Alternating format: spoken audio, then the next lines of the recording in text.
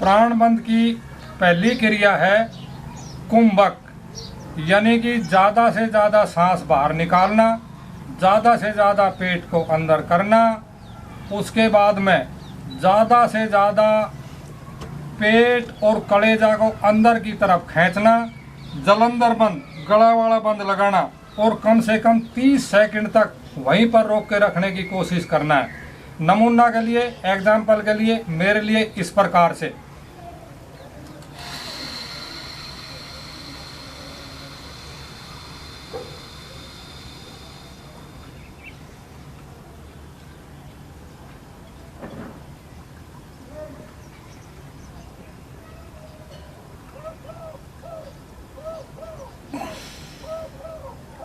इसी क्रिया को 3 बार करना है। पहली बार शुरू कर,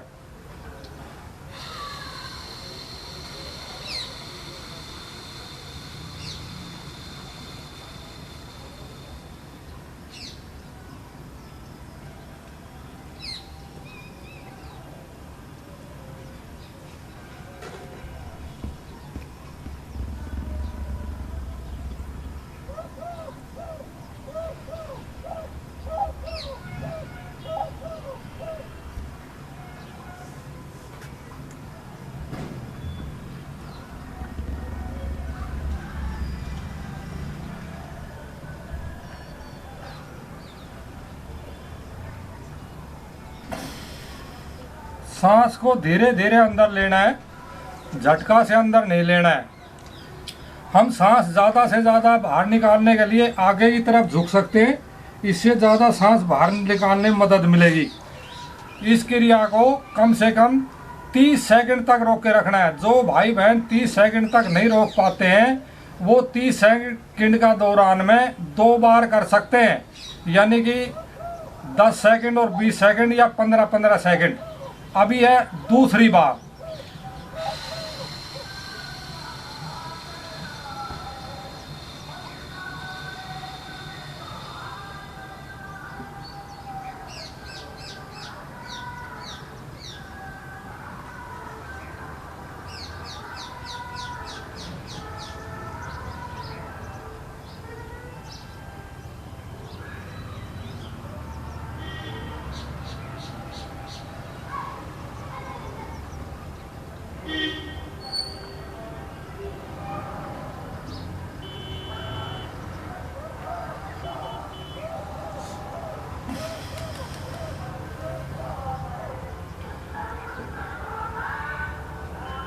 अमूमन क्रिया करते समय हमारा कंधा ऊपर की तरफ उठ जाता है। कंधा ढीला छोड़ करके रखना है और गला वाला बंद, जलंधर बंद अवश्य लगाना है। अब यह तीसरी बार।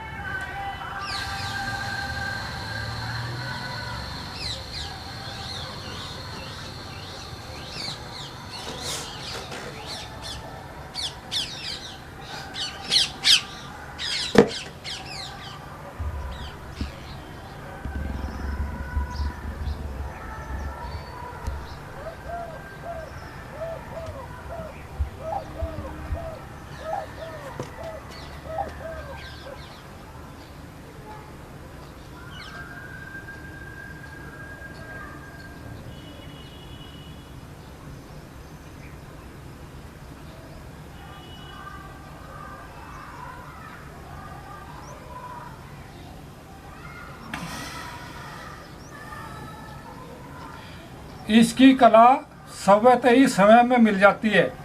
जैसे जैसे हम अभ्यास करते रहते हैं तो इसकी कला मिल जाती है। अभी अगली क्रिया है रेचक, यानी कि सांस को ज़्यादा से ज़्यादा अंदर भरना, छाती को ज़्यादा से ज़्यादा फैलाना, जैसे कोबरा सांप अपने फण को फैलाता है। जलंधर बंद, गला वाला बंद लगाना और कम से कम 60 सेकंड तक वहीं पर रोक के रखने की कोशिश करना। जो नया अभ्यासी है या अभ्यासी है वे इस क्रिया को 60 सेकंड का दौरान में 2 बार कर सकते हैं, 40-20 सेकंड या 30-30 सेकंड का हिसाब से। नमूना के लिए, मेरे लिए इस प्रकार से।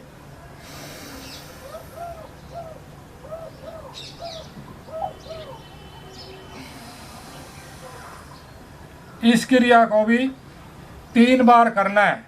पहली बार शुरू कर।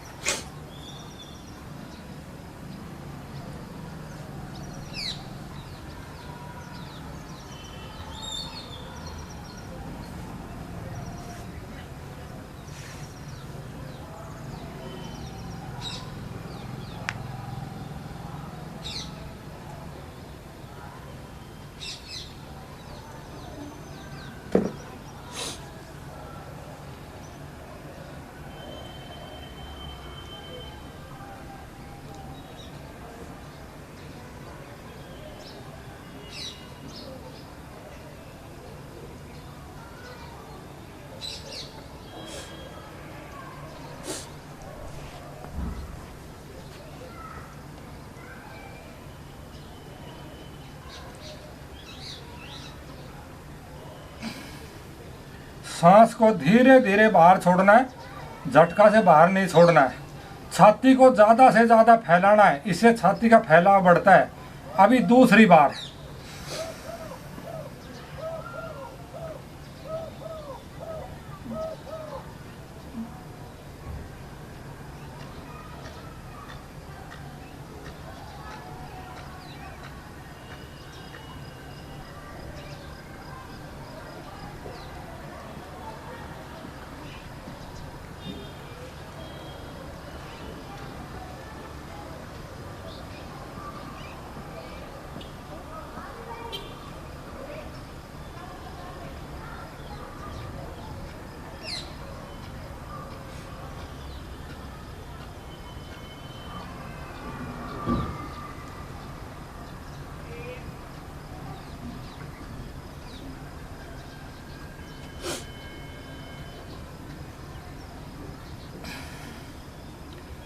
इससे फेफड़ा और लंग्स इसके विकार दूर होते हैं। इसके अलावा नथन के विकार भी दूर होते हैं।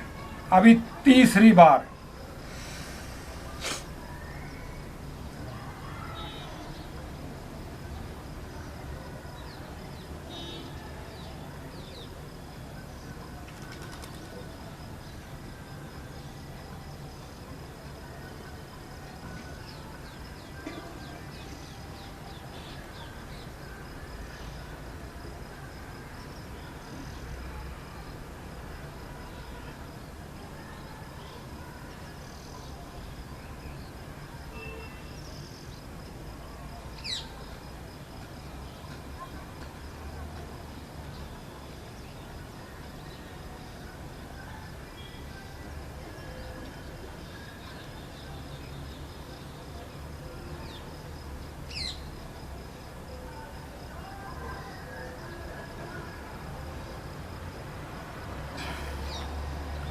ये थी प्राणबंध की दो क्रियाएं।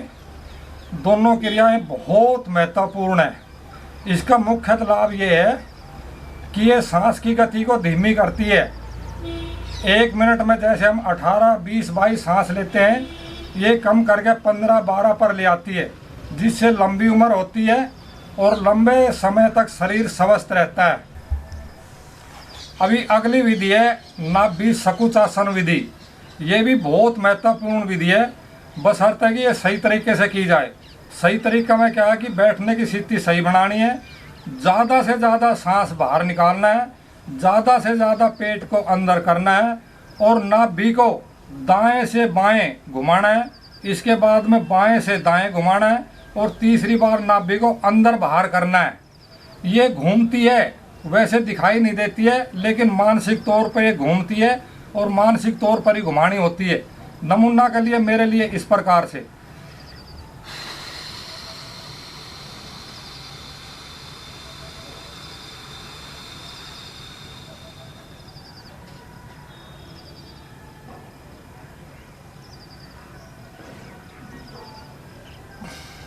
अभी इसी क्रिया को दाएं से बाएं 20 बार घुमाना शुरू कर।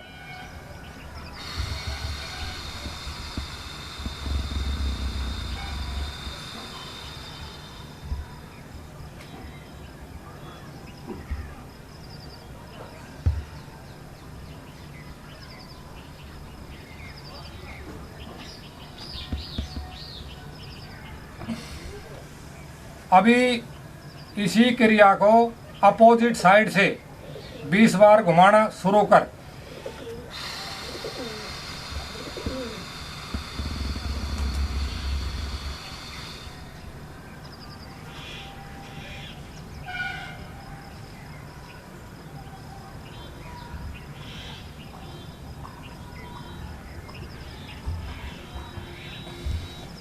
अभी इसी क्रिया को नाभि को 20 बार अंदर बाहर करना शुरू कर।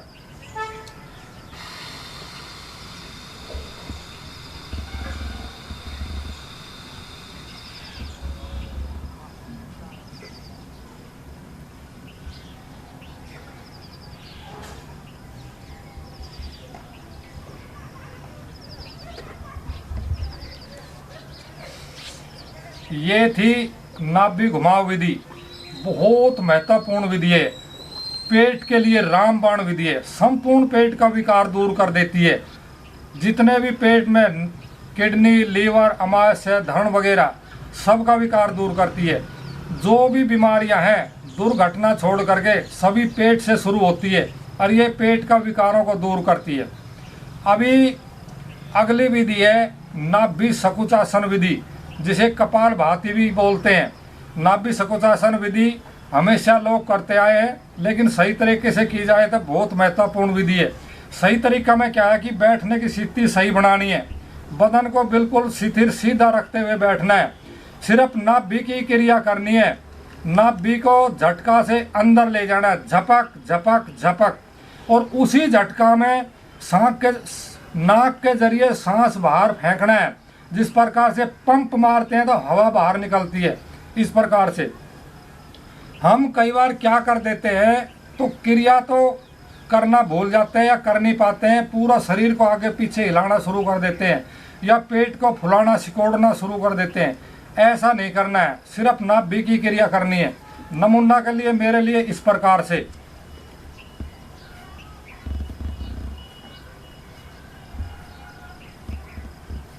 इस प्रकार से इस क्रिया को बदन को सीधा रखते हुए कम से कम 150 बार करना है। जो नया अभ्यासी है या कोई बात देता है शरीर वगैरह में, वो कम कर सकते हैं। 150 बार शुरू कर।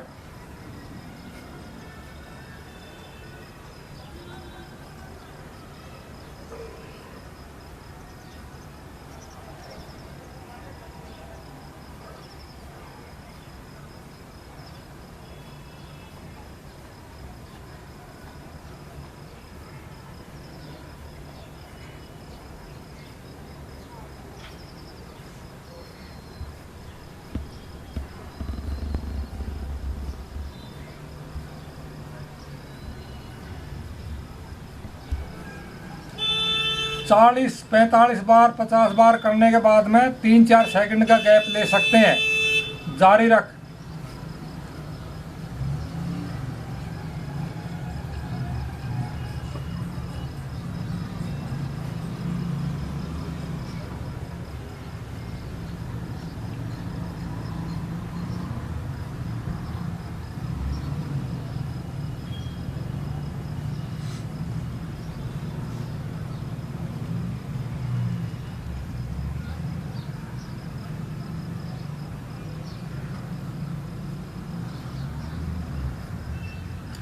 बदन को स्थिर और सीधा रखते हुए सिर्फ नाभि की क्रिया करनी है।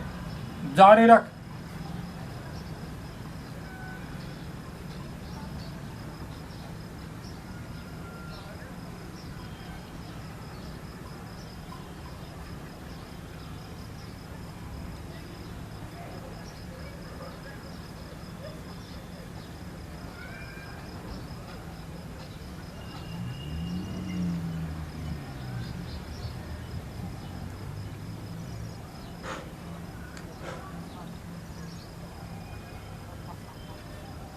अभी इसी क्रिया को 25 बार करना है, लेकिन स्पीड में करना है।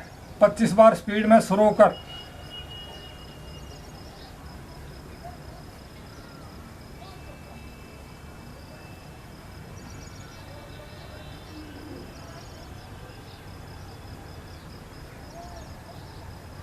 ये थी नाभि सकुचासन विधि।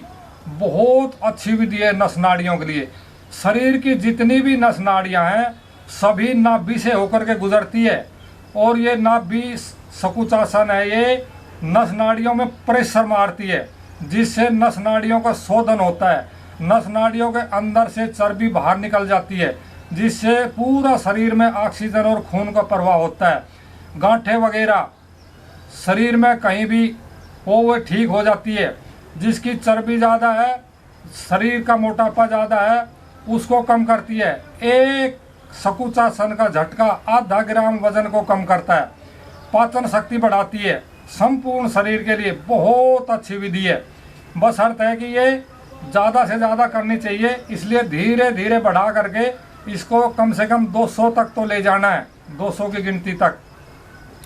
अभी अगली विधि है गुप्तांग सकुचासन विधि। ये भी नाभि सकुचासन की तरह ही है। नाभि से नीचे जो मूलाधार वगैरह है, गुप्तांग एरिया, उसको सकुचासन करना है। इस प्रकार से करना है जैसे हाथ की उंगलियां नीचे की तरफ करके मुट्ठी बंद करते हैं, खोलते बंद करते हैं, इस प्रकार से करना है। इसी क्रिया को कम से कम 30 बार शुरू कर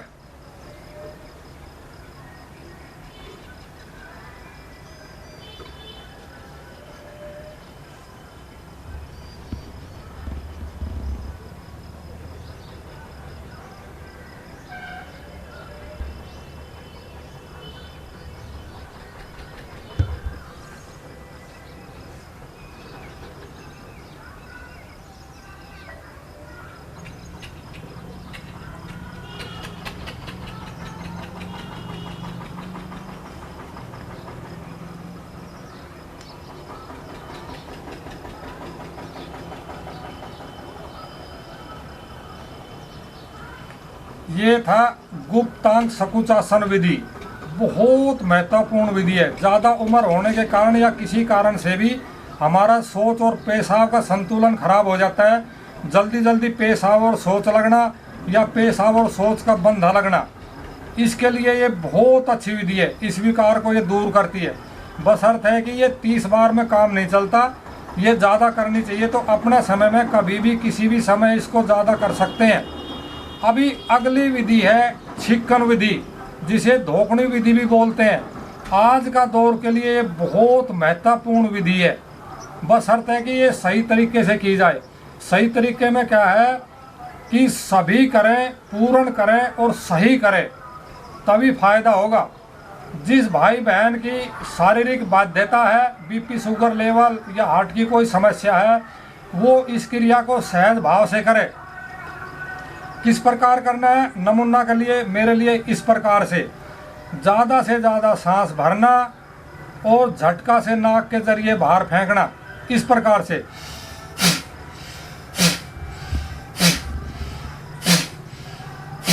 ये ध्यान रहे, जब सांस भरते हैं तो ज़्यादा से ज़्यादा छाती को फुलाना है, और जब सांस बाहर फेंकते हैं तो ज़्यादा से ज़्यादा छाती को सिकोड़ना है।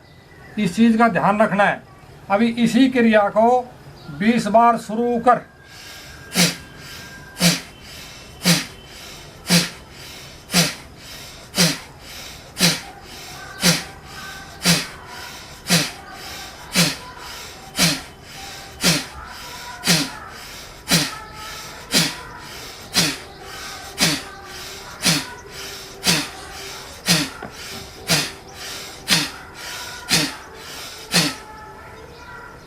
ये एक प्रकार की बैठे बैठे दौड़ है, पूरा शरीर को वार्म अप कर देती है। अभी इसी क्रिया को कंधा हाथ ऊपर ले जा करके करना है। हाथ है वो कंधा से ऊपर नहीं ले जाना है, जितना कंधा उठता है उसके साथ हाथ उठाना है। कंधा ज़्यादा से ज़्यादा उठाने की कोशिश करना है।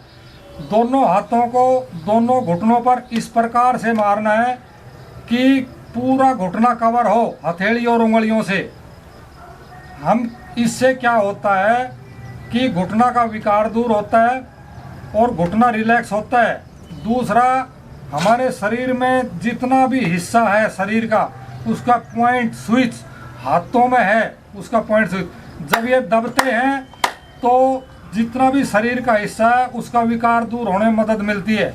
हम कई बार क्या करते हैं कि क्रिया करना तो भूल जाते हैं या छोड़ देते हैं और जोर जोर से हाथों को घुटनों पे पीटना शुरू कर देते हैं। ऐसा नहीं करना है, इससे घुटना का विकार ज़्यादा बढ़ता है। इसी क्रिया का नमूना के लिए मेरे लिए इस प्रकार से इसी क्रिया को 20 बार शुरू कर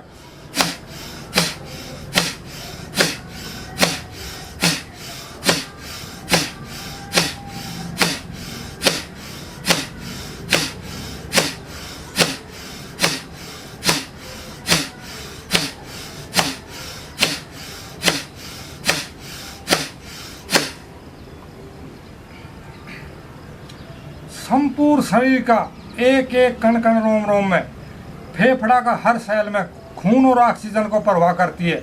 बहुत अच्छी विधि है। अभी इसी क्रिया को हाथ और कंधा ऊपर ले जा करके और गर्दन का झटका देकर करना है। गर्दन का झटका चेहरा आसमान की तरफ ले जा करके झटका देना है।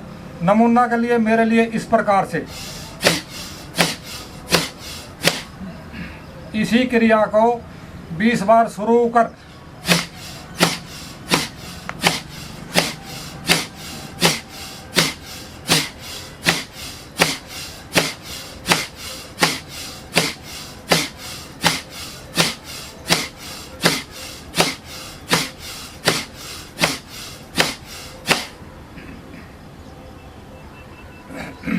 एक बार फिर याद दिला देता हूँ।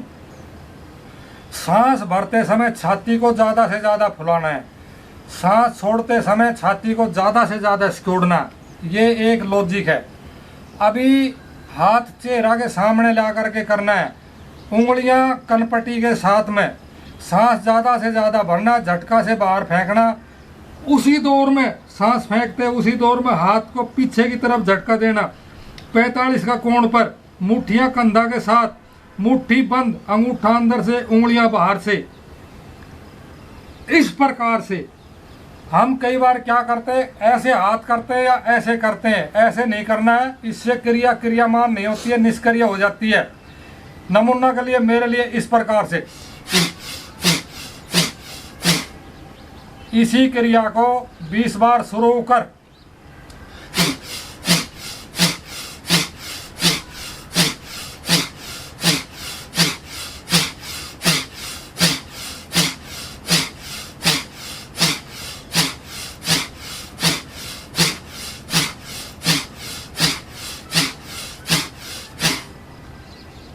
हथेली घुटनों पे ले आओ।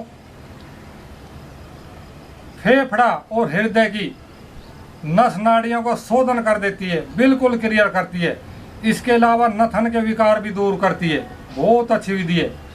अभी इसी क्रिया को कंधा हाथ ऊपर ले जा करके और गर्दन को झटका दे के करना है। 25 बार करना है, लेकिन स्पीड में करना है। नमूना के लिए मेरे लिए इस प्रकार से ये इसी क्रिया को 25 बार स्पीड में शुरू कर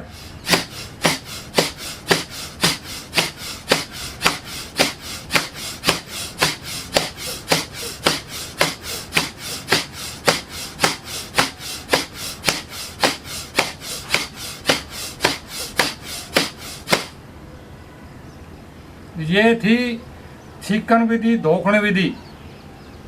पूरा शरीर के लिए, स्थूल शरीर के लिए बहुत महत्वपूर्ण विधि है। अभी शायद सभी को पसीना आ गया होगा, नहीं तो कांख और कमर में तो पसीना आ ही गया होगा, अगर ठीक तरीके से की होगी तो। ये फेफड़ा का दमा, कफ, खखार को भी क्लियर कर देती है। हमारा क्या है कि 30% फेफड़ा में जो सेल्स है वे काम ही नहीं करते, वे ठप रहते हैं, उनको ये क्रियामान करती है। बहुत अच्छी विधि है। अभी अगली विधि है अनुलोम विलोम विधि। ये विधि भी बहुत करते आए हैं, करते रहते हैं, बशर्ते कि सही तरीके से की जाए तो ज़्यादा फायदा होता है। सही तरीका में क्या है कि बैठने की स्थिति सही बनानी, बदन को बिल्कुल सीधा रखते हुए बैठना है। सिर्फ नाक और सांस की क्रिया करनी है। नाक का दाहिना सुर से सांस ज़्यादा से ज़्यादा भरना, पेट तक सांस को जाने देना, 2 सेकंड पेट में रोक करके रखना ऑक्सीजन फिल्टर होने के लिए। उसी सांस को बायां सुर से बाहर फेंकना। फिर दोबारा बायां नाक का बायां सुर से ज़्यादा सांस भरना, पेट में जाने देना है, 2 सेकंड रोकना और नाक का दाएं सुर से बाहर फेंकना। इस क्रिया को हम नाक को ऐसे भी पकड़ सकते हैं और ऊपर से भी पकड़ सकते हैं। ये ध्यान रहे, सांस भरते समय हम कई बार क्या करते हैं, ऊपर की तरफ ऐसे गर्दन कर देते हैं, सांस छोड़ते समय ऐसे आगे की तरफ हो जाते हैं। ऐसे नहीं करना है, इससे क्रिया न्यूट्रल हो जाती है, निष्क्रिय होती है, क्रियामान नहीं हो पाती है, ज़्यादा फायदा नहीं मिलता है। तो बदन को बिल्कुल शिथिल रखना है। आप नाक को नीचे से पकड़ो या ऊपर से पकड़ो। सांस स्पीड में भी ले सकते हैं, धीरे धीरे भी ले सकते हैं, या दोनों तरीका से भी ले सकते हैं। इसी क्रिया को 10 बार शुरू कर।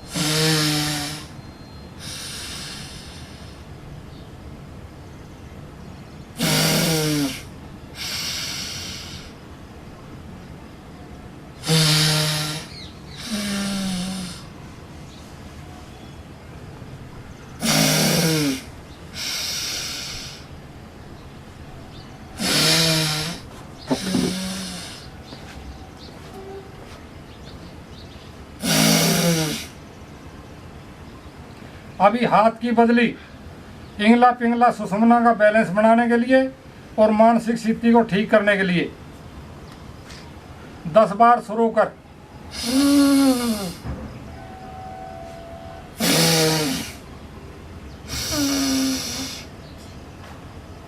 अभी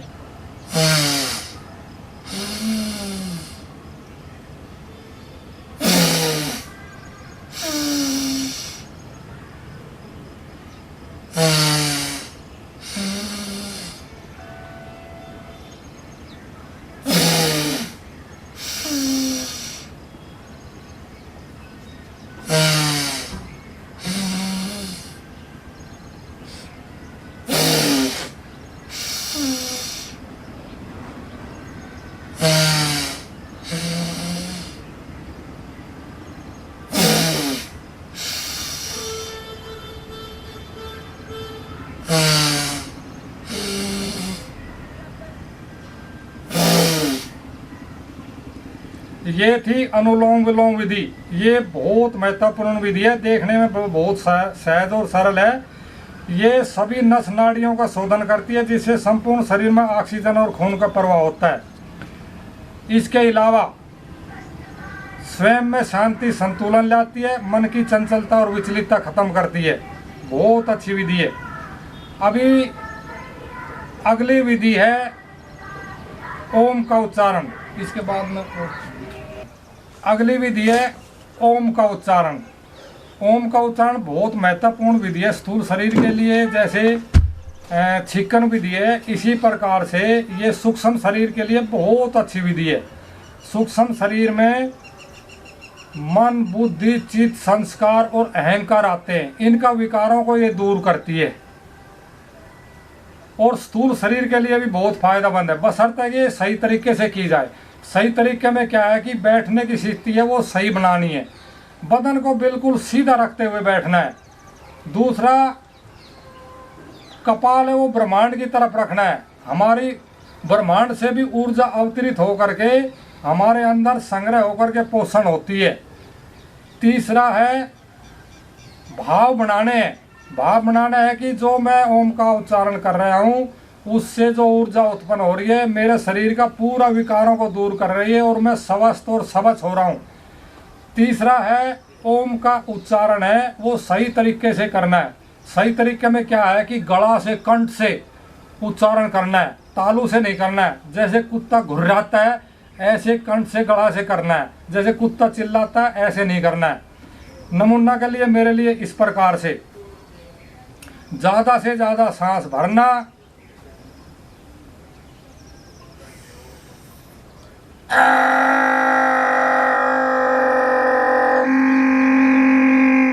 इस प्रकार से उच्चारण करना है।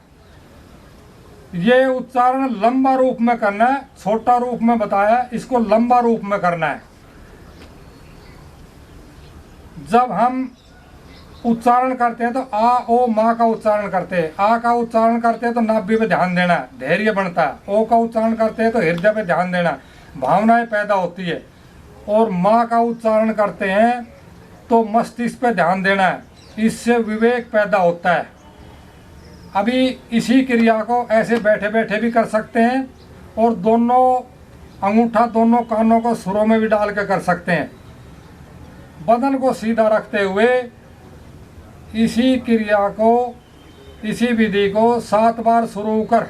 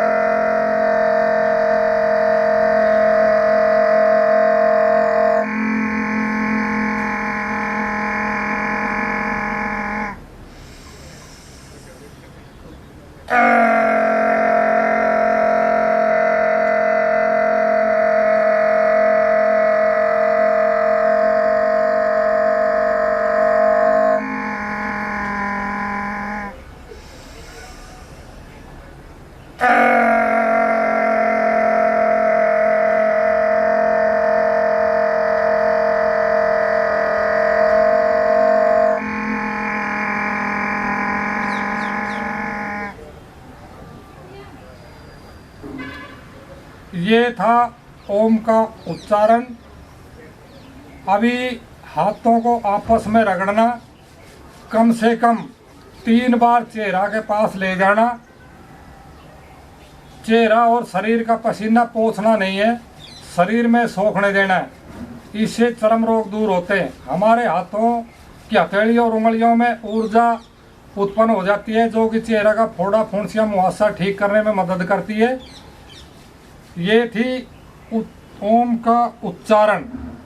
बहुत महत्वपूर्ण विधि है, इसका सैकड़ों फायदा है, लेकिन मुख्य फायदा ये है कि ये गला की बीमारियों को भी दूर करती है। गला के विकार भी दूर होते हैं, जैसे थायराइड वगैरह जितनी भी गला के रोग है सभी दूर होते हैं।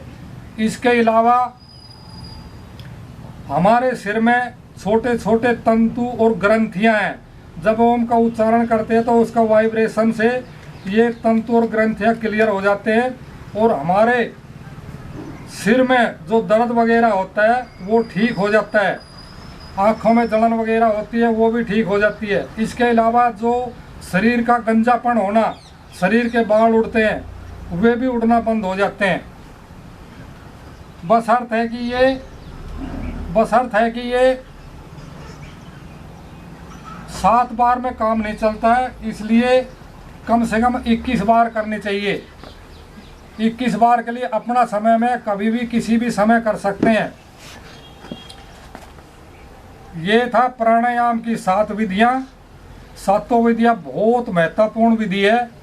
प्रत्येक विधि शरीर का किसी न किसी हिस्सा के लिए फायदेमंद है और ये सातों विधियाँ संपूर्ण शरीर को कवर कर लेती है। जब हम प्राणायाम करते हैं तो प्राणायाम का तात्पर्य है कि सांस को बाहर निकालना, सांस को अंदर लेना। सांस से जो क्रिया रिलेटेड है वो प्राणायाम कहलाती है। तो सांस को प्राणायाम करते समय या सांस जो अंदर ले जाते हैं हम, तो वो पेट तक ले जाना है। इससे पेट का विकार भी दूर होता है, पेट की भी एक्सरसाइज होती है, पेट के लिए भी बहुत फायदेमंद है। जैसे छोटा बच्चा होता है 6 महीना साल का, तो उसको देखना जब वो सांस लेता है तो पूरा पेट को फुलाता है और सिकोड़ता है। ये एक लॉजिक है। जब हम योग मुद्रा का अभ्यास करते हैं तो क्रिया करते समय अगर आंखें सहज भाव से बंद करें और जीवा को तालू के साथ लगा करके रखें तो इससे बहुत फायदा होगा। तो ये थी प्राणायाम की विधियाँ।